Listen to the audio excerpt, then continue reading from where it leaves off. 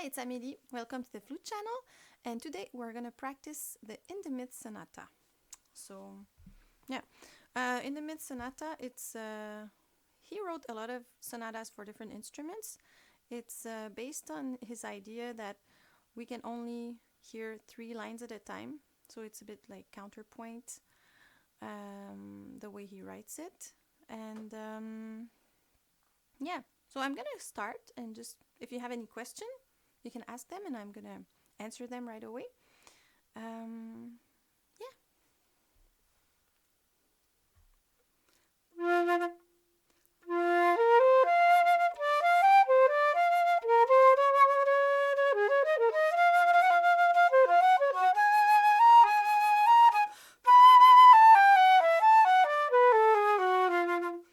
Okay, so here, yeah, one of the things I tried to think about in that piece is the dynamics, because there's big dynamics, or yeah, they're important, I think. Yes. So I've played that last summer. It's quite fresh in my memory, and I had played it 20 years before that. So I wrote 108. That's the tempo I chose for the first movement, but it's not set in stone. You see, I was a bit fast. Okay. I tried to make it sound happy in the beginning.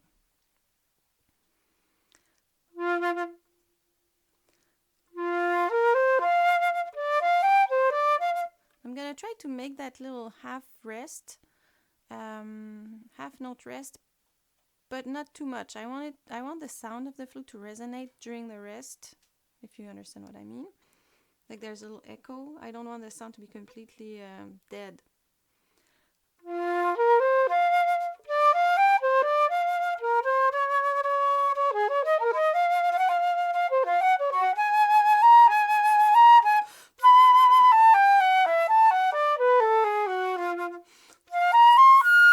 Okay, so here at 1, you see there's no decrescendo. The line goes down, but there's no decrescendo. So I wouldn't advise to decrescendo decrescendo there, to go softer there. I know some people do it, but I choose not to usually. And I think a good place to breathe is 2 before 1, between the A flat and the B. It's a good place to breathe there. And I hadn't written it, so I'm going to write it there.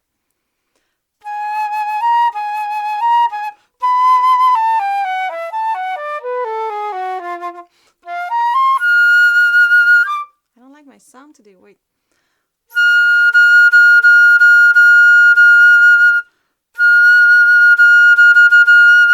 I'm just trying to open more because I don't.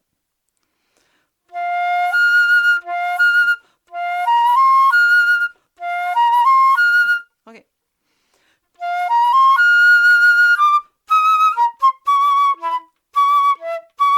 That's a tough one because E is a fragile note, and it tends to crack there. What I try to do on the E is blow it across the flute like this instead of blowing in this direction. I don't know why, but it does help. It's a visualization.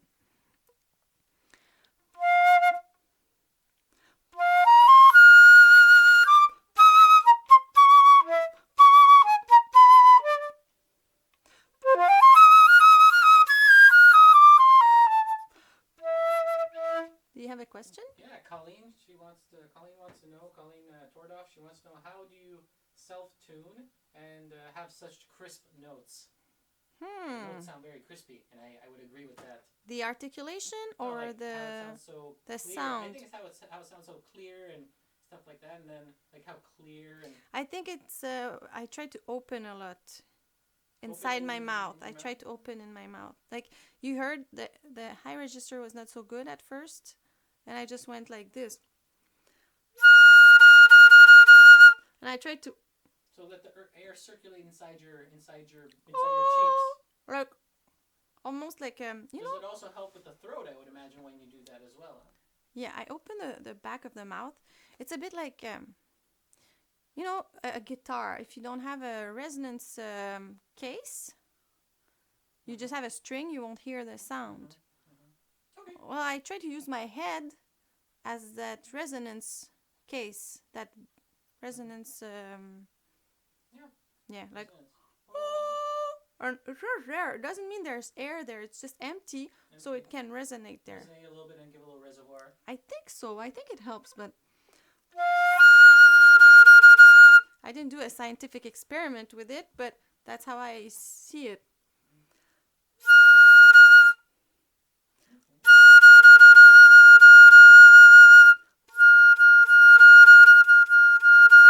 Yeah. I see. And then how do you self-tune? Basically, you still use a tuner, right? I would imagine. I use a tuner once in a while, so I ears between the notes, like when there's. Yeah, I use a tuner in 2 different ways. So sometimes I just put it there, and I play. I try to keep it slight, like in the center, but doesn't. I'm not maniac about it. You know, it doesn't need to be. But that makes it in tune, but not really in tune, because then I'm just playing everything in the middle, which is not really in tune, because it depends on which key you're playing, and intervals have different needs. You know, if you're playing a major third, you need to lower it a little bit. If it's a minor third, you need to all those things. Tendencies, right, for certain intervals, for sure, that people have to keep note of, and then use their ears as well. Yeah, on my tuner here, I have this. It's very cool. So I can put. Okay, I'm gonna tune myself first. Okay, so here I'm at 441, and I'm gonna check if my flute is really in that. I can be a bit lower than that. Okay. Okay. So.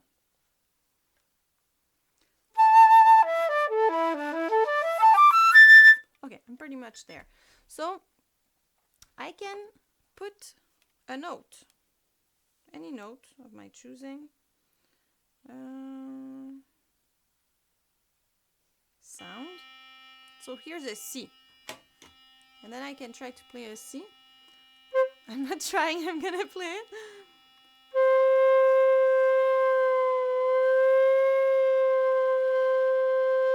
And I play with it, you know.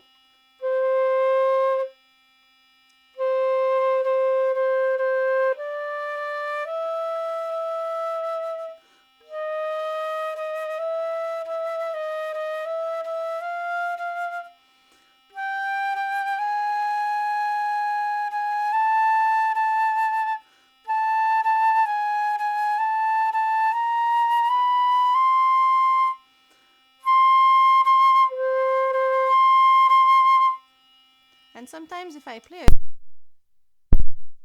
Hold on.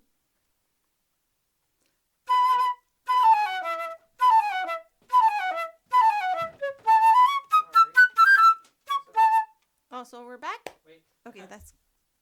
No? I don't know.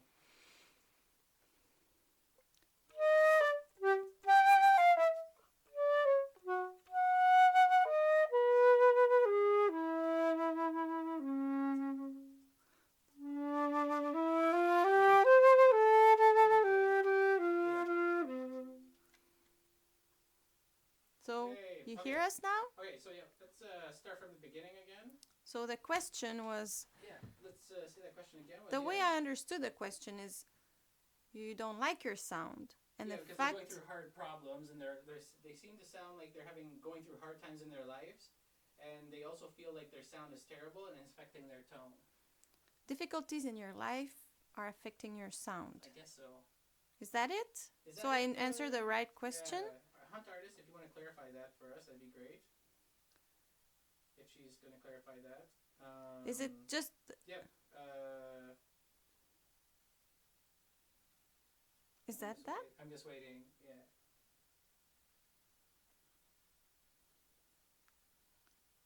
Because there's a delay in the... Oh, I see. Stream. It's okay. Well, many things can affect our sound. But the way it's exactly said was, what should you do when you're going through hard times and you also feel like you sound terrible and it's affecting your tone? Okay. Yeah, I remember this happening to me. And I remember saying, the flute is a happy instrument, and when I'm not happy, I don't sound very good. Mm-hmm. Because you need to be all open in the throat, and then when you're sad and we tend to close our throat. That's one of the first thing we do. So that's yeah. Well, there are ways to if you know that you have to open your throat to have a good sound, you might be able to open it even if naturally your body wants to close it because you're sad, you know. What I would try to do is try to observe the physical symptoms of your feelings without judging them. Just observe. Just see, okay, just no flute. Just try to notice what's going on. And do that maybe 5 minutes a day. Don't get yourself, don't just think about that because you're gonna make yourself. But just try to be aware of what's going on there. And then maybe what I would try to do, it's a very weird thing to say, but I would try to say, maybe play without being too aware of how you sound, just letting go. Even maybe put a show on and play scales or play long notes, play stuff that's easy, and just watch even a show you already watched so you know the story, but it's going to be in the background. And then you go like this.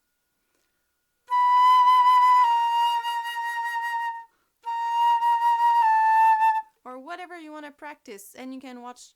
This way you won't be as focused on your sound, and then I sound bad, and then you just get in that, I think that could be helpful.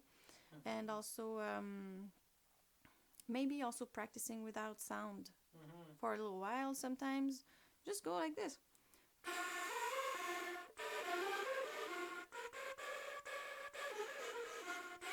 Like that. This way you can practice all the rest, and it's gonna come back. It's probably because your throat is closed right now. Yeah. Also going for a walk a little bit, like walking for 5 minutes outside and then coming back to practice usually helps too, brings things back together. Yeah. Cool, that's good. I think this is another question by Elizabeth Orksum. She says, how do you get such clear and precise dynamics? Okay. Dynamics. It's about the quantity of air and keeping the same support. Even a bit more support in the piano, I would say. Or being more aware of you need to support. You really need to support. And, I changed the phonemes. Do you say phonemes? Like the letters I say in my mouth? Yeah, vowels. I change the vowels. So if I'm saying oh for loud, and then I go oh, and I change so it gets a bit smaller. It's a bit more direct. Like, look.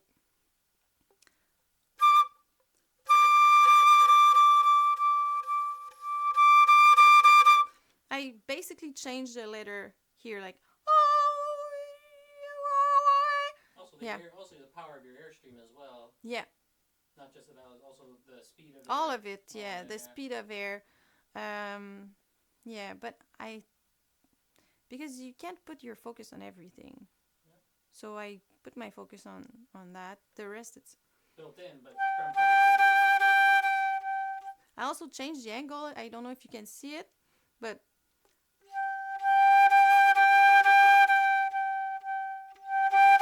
I open more my mouth in the loud notes, and then in the soft notes I close my lips more, and so that the airstream still hits the same point because there's less air, but I want the same point, so I have to speed it up and close the hole. So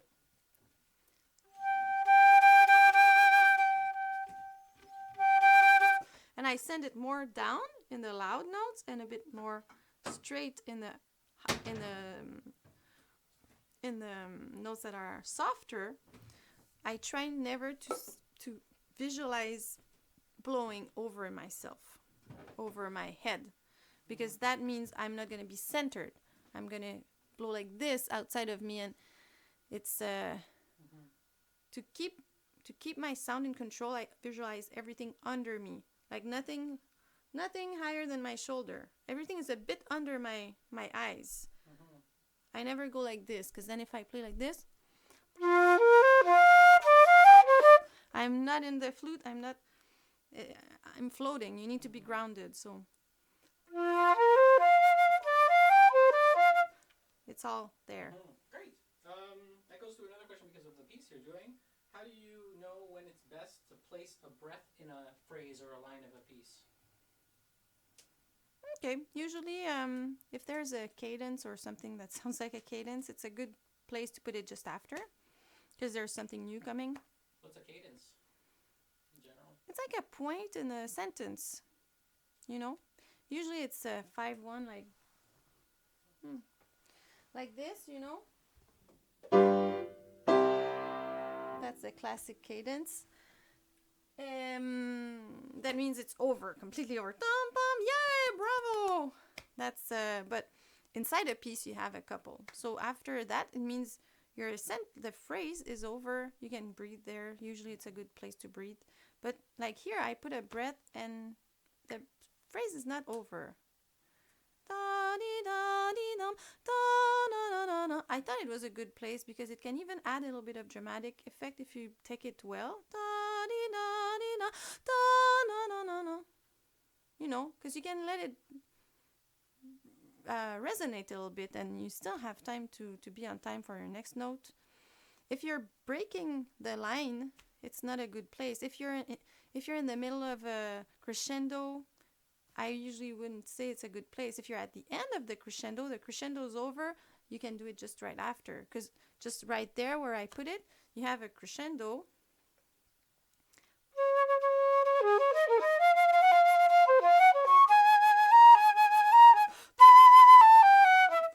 The crescendo ends on the A flat, and then it's a good place there. So usually also after the first beat of the bar would be better than at the bar line. Usually, I'm not saying all the time because there's always exceptions, but usually you go to the next first beat. And yeah, then that little part is done, you breathe again. Yeah. Any other question or I continue? Oh yeah, you can continue for a little bit. Okay, I think I was at 1, so I'll start from 1.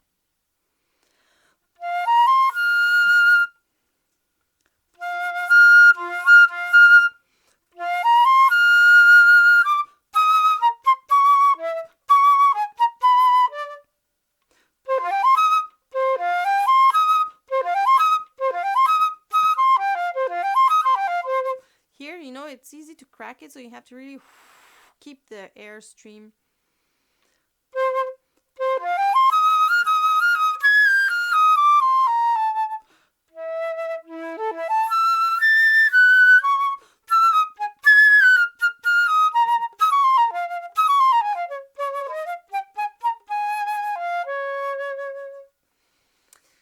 Here, the ta-da-dum-pum-pum-pum-pum. I like playing it a bit bouncy.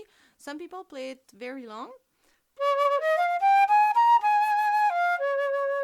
I think it's a question of choice. Just go with how you hear it in your head. I don't think there's a good or a bad answer to that.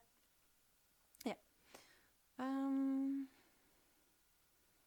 I try to do the accents, like as you heard, pretty intense because it's interesting like that. I'm gonna continue at 2.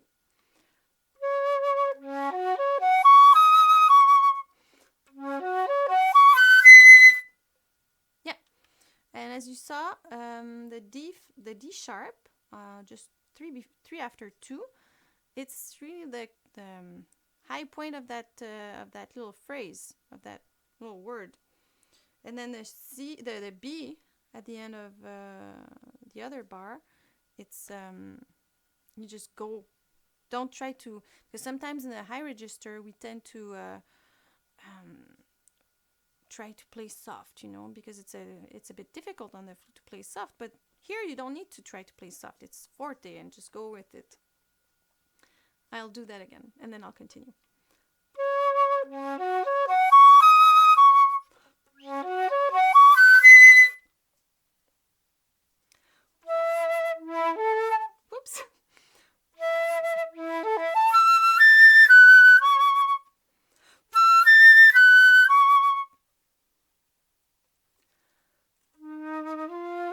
Okay, here at 3, ein wenig ruhiger. Ruhiger. My God, I did German, but I'm not very good anymore. It's a bit calmer, so I played a bit slower as well. I wrote 88 in my part.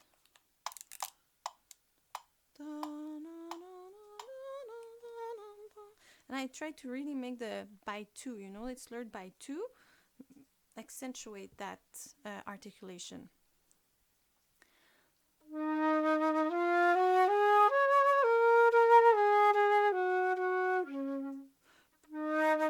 I'm gonna do it a bit softer because I want to hear a difference between piano and mezzo piano.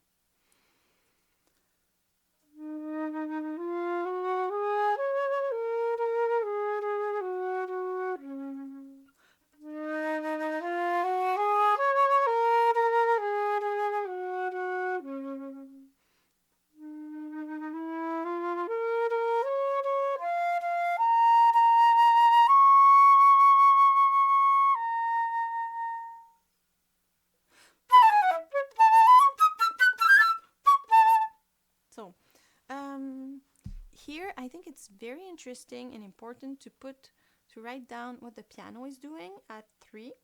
So I wrote it in my part because the piano is not doing that much, so you're pretty free to do whatever you want rhythmically. You still have to play the right rhythm, but what I mean is you can take a little bit more time because you don't have to be with anyone. So at 3, the piano plays a full whole note, and then the bar after it's a half note and 2 quarter notes, and it's slurred to a dotted half note, and then well, you should check in the score and really write it down. I'll show you. Can I show my part? Yeah, you can. Not too close to the screen, we can show it. Yeah. So here, do you see at 3? Yeah. So at 3, you see I wrote some notes. That's the piano part, the rhythm of the piano. Towards you more. It's going out of focus. Okay, it's the rhythm of the piano, and it helps a lot when I'm playing with piano to know what's going on. And I don't want to just rely on my memory. So I put it there, and I can be free to, do what I want there. There's other places where I know where the piano starts. And like when you go to wieder lebhaft, which is animated, so you go back faster, even faster than in the beginning, I would say. Just a little bit. You see here, you're alone. And the piano only starts on the 4th beat. That's an important thing to know, because then you can really take your time when you finish the...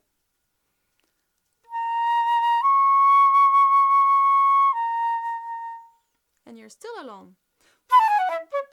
And on the piano starts with you again. So there I wrote piano. I wrote solo and then piano. So I know here I'm alone, here I have to be with someone. Okay, so I'll go back from wieder lebhaft.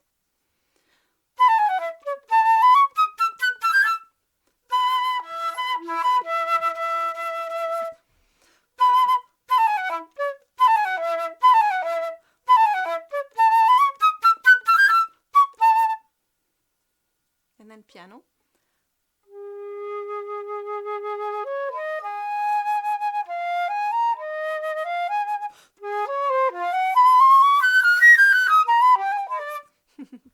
So that, yeah, you have to practice it because there's different little accidentals.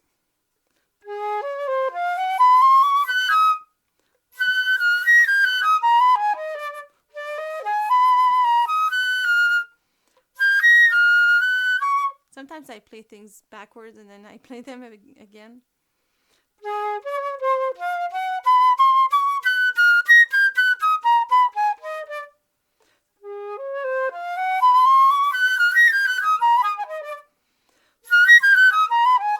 So here you see I have a little difficulty, so I'm going to play it with a metronome. Let's say 112 is my goal, so I'm going to start it there. If I make a mistake, I'm going to go three clicks down on my metronome.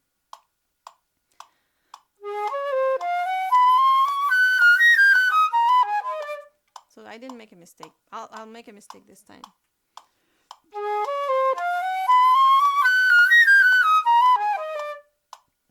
forgot to make a mistake, but I'll do as if I did. So usually what I would do, I will go 1, 2, 3. So now I'm at 100, and I do it again.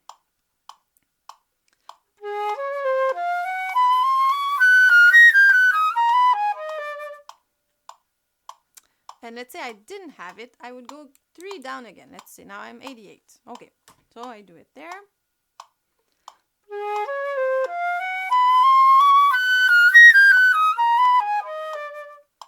Then every time I have it, I go 1 up. And if I make another mistake, I still go 3 down. So.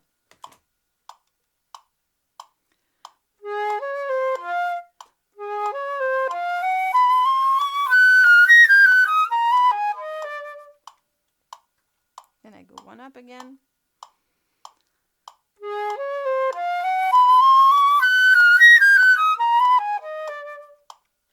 And 1 and 1 and 1 until I reach 112. That's efficient. You can also just go very, very slowly, and there's different ways to work with the metronome, but that one is an interesting one. When I first learned it, it was my first piano teacher ever, and she was even more intense than that. She would make me go 4 down, and then I had to have it 4 times in a row to be able to go 1 up. So it would take all day for me to learn a little part of something. So now I'm at 1 before 5, except if you have questions. No, 1 before 5. So 1 before 5, you see, it's going to 5. So you have to feel like 5. If 1 before 5 is a circle, boom, 2, 3, 4, 1, 2, 3, 4. Da da da dum ba da dee da da dee da da dee dee da dee da. You know that type of feeling. Okay. Sorry for the out of tune singing.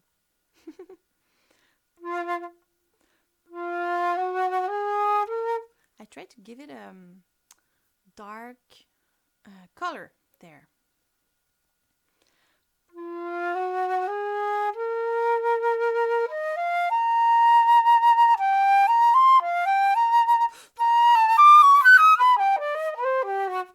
Here I have to work that.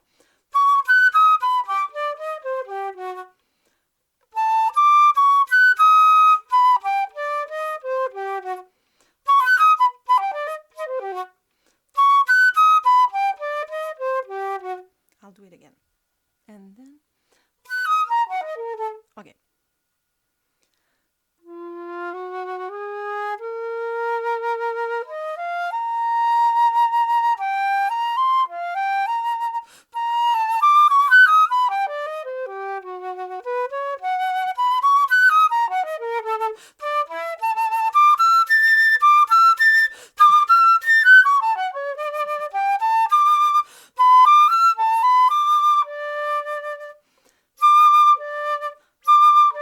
I think my D there was a bit low, so I corrected that.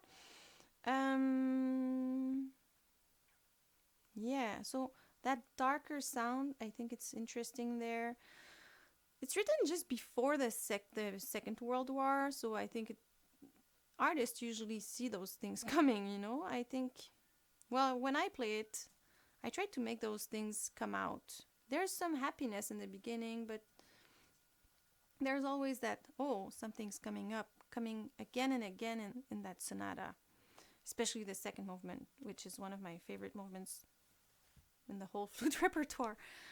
So, yeah, you hear 1, 2, 3, 4, 5, 6, 7 after 5. You hear that ta ta ti ta ta ti ta ta. You have to make it heavier every time, you know.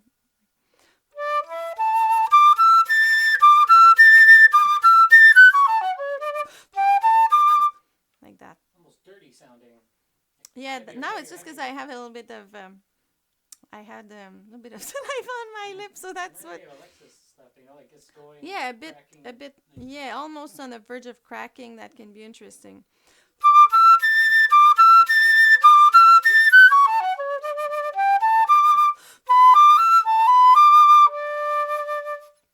And I don't know why I went lower. Like, no, I think you go fortissimo until the end.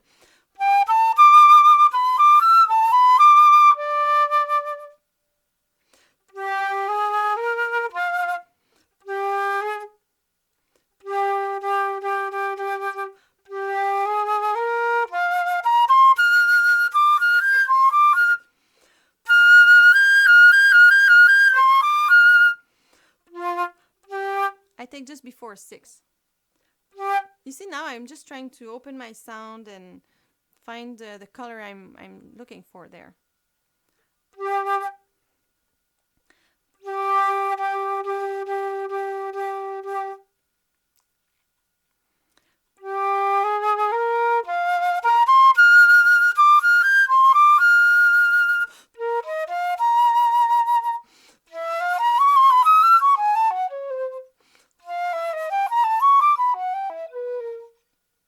And here I would play that note a little bit longer than what I just did, you know? Because, yeah, not just like, da. I'll do it again from 6. Just 1 before 6. Because that's part of 6. It's not part of what's of 5. Those 3 notes before 6, they're part of 6. That's in the same phrase.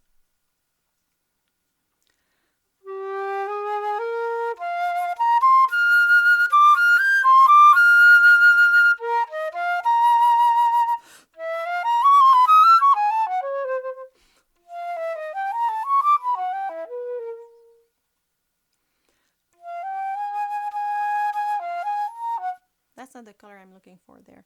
And I don't know if you noticed, but I tried to do 3 levels of dynamics at 6. No. Now I'm going to start from the F, where I stopped. I'm looking for something very translucid, like very pure there.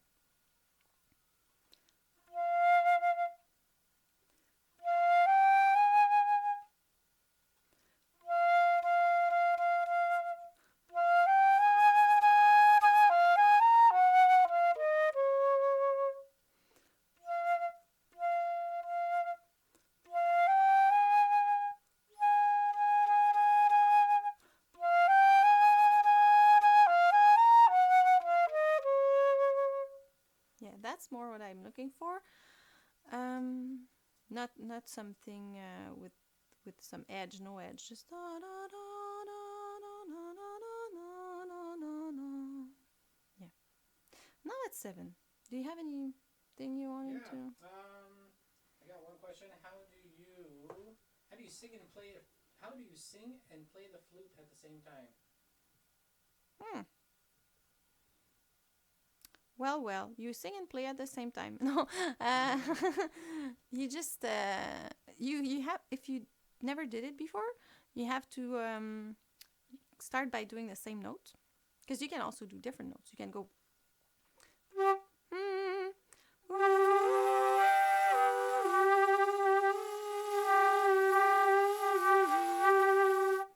Yeah, but just let's say a G.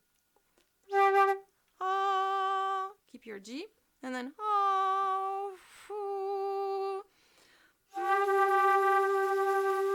I think the vowel oo is easier to sing that while you're blowing at the same time, because really it's singing and blowing.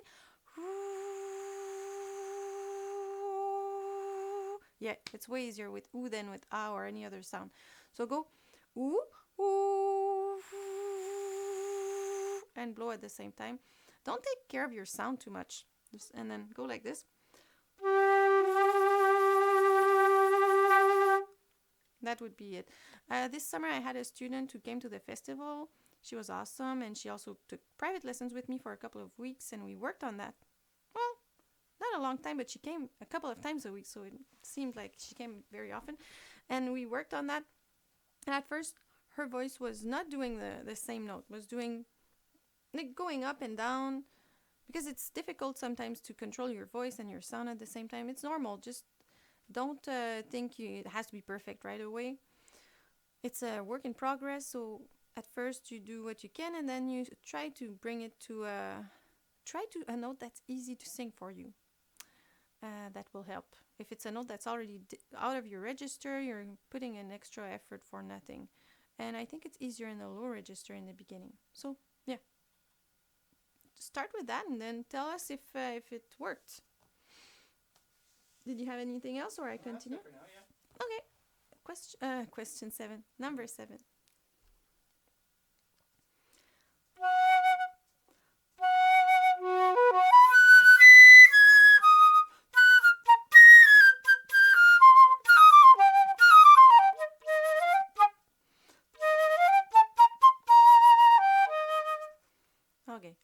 that again. I'm not sure here.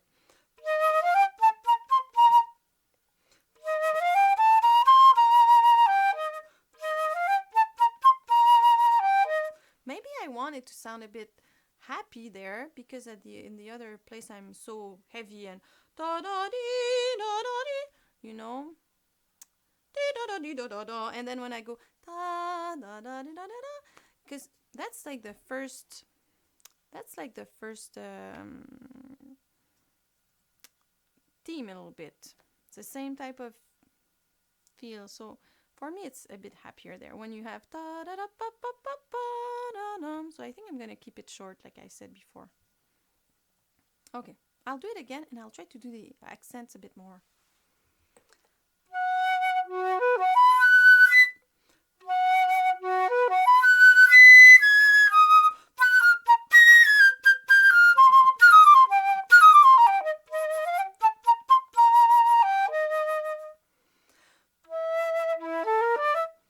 Did I maybe I was too loud for what it is there. I'll do it again.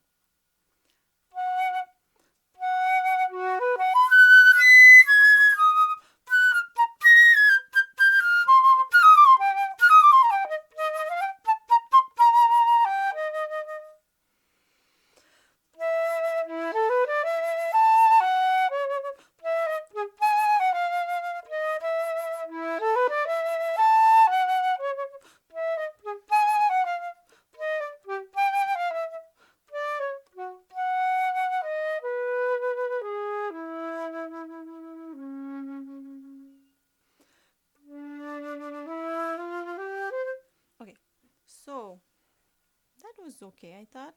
I'm not sure I really counted all my rests correctly because I'm just practicing, but I should. Really, I should count them.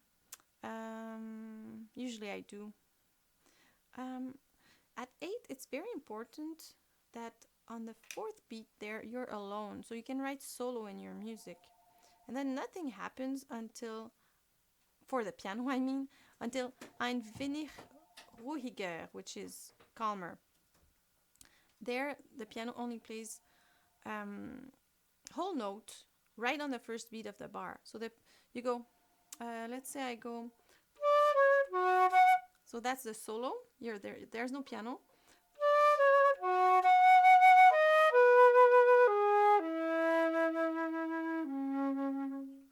Boom, piano.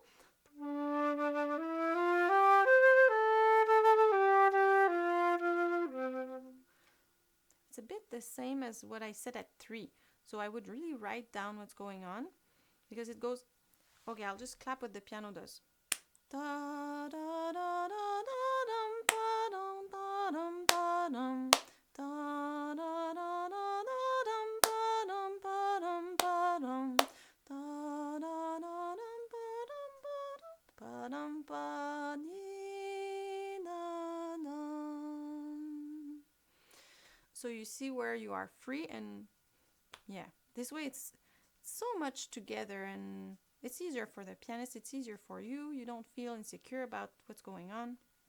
So I would write it down. I don't write everything down because it would be too much, but I usually check where I'm alone, where we're perfectly together, where there's not much going on there, so I can see exactly where it is supposed to be. Yeah. I'll go again from there. Ein wenig ruhiger.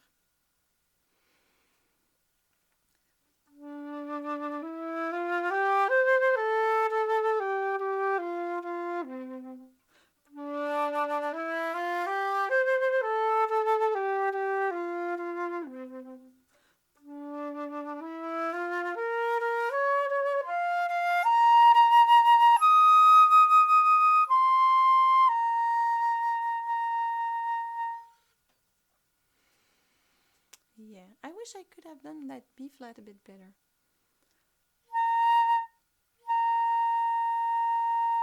I think I didn't breathe enough just before the low D. Yeah, I'll do that again.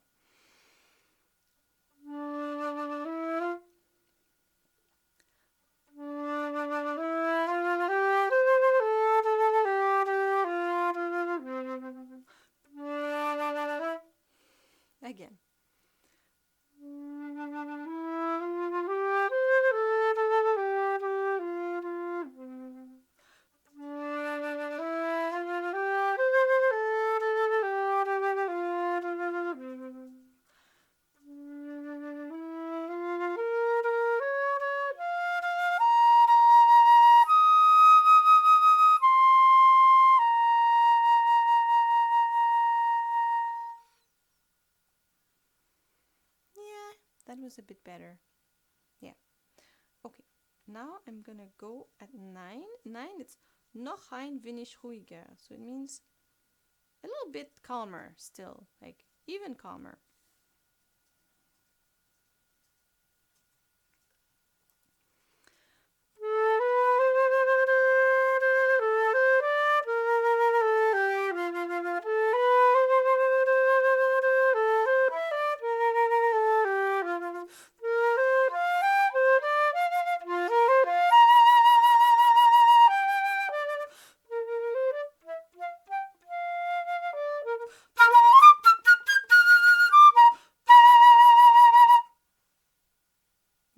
Ein Hauptzeitmaß is faster. Like, I think it's tempo 1. Yeah, you just go back to tempo 1.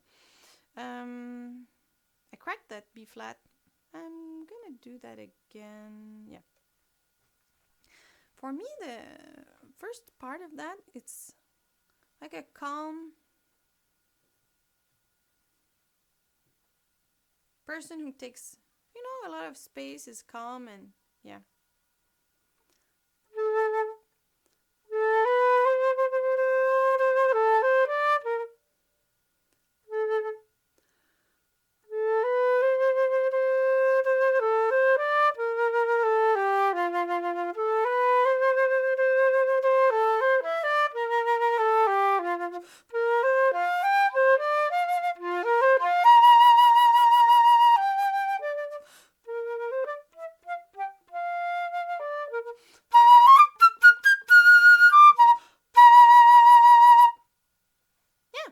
So that's it for how I see that. You can use your vibrato to add to. Someone asked about dynamics, but sometimes we forget to say that vibrato can help with making. Sometimes we're a little bit illusionists, making it sound faster or more intense. You put it more vibrato, and you can vary the speed and the width of your vibrato to give different emotions and different feelings of is it soft or with the same. I'll try to give an example. Let's say I do, but I could do. My vibrato here is slower. It doesn't give the same intensity to my B.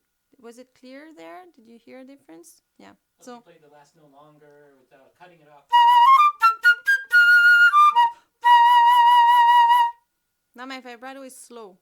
It's not the same as. But you also cut it off right at the end too.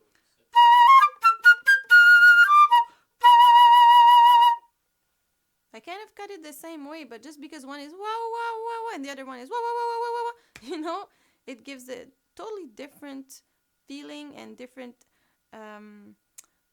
the way the listener perceives it. One is louder than the other when they're pretty much the same dynamic, the same number of decibels, but one is more intense than the other.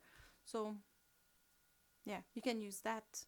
And in that piece, I think you shouldn't vibrate all the time the same way, because if you want a certain color, the vibrato goes with that color. So that's the first movement? First movement, yeah. Yay! I don't know if anyone has questions about that movement. Yeah, I haven't seen any, but I'm sure there'll be more in the others, so probably you can mention that they can reply in the comment section down below if they're not watching it live. Yeah. So was there any more questions? Yeah, I had one question at the very end about what's the difference between a bamboo flute or a bansuri flute and a silver flute? What would you generally just off the cuff think? Oh, I get a lot of that questions. That's like one big question and just popped up twice today already. Okay, well, it's very different. It's not the same instrument. That's pretty much it. Yeah. It's completely different. Yeah, it's not. Yeah, It's another instrument. It's another instrument. It's other fingerings, another way to blow in it. Like this one. It's in D, that one. Yeah, I don't remember. It's just like a cheapy It's tough, yeah.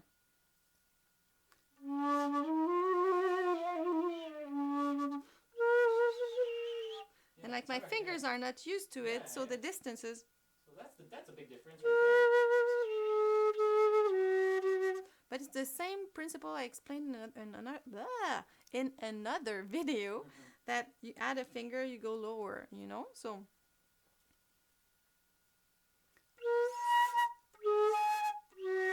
some principles are the same. You can do an octave and you can...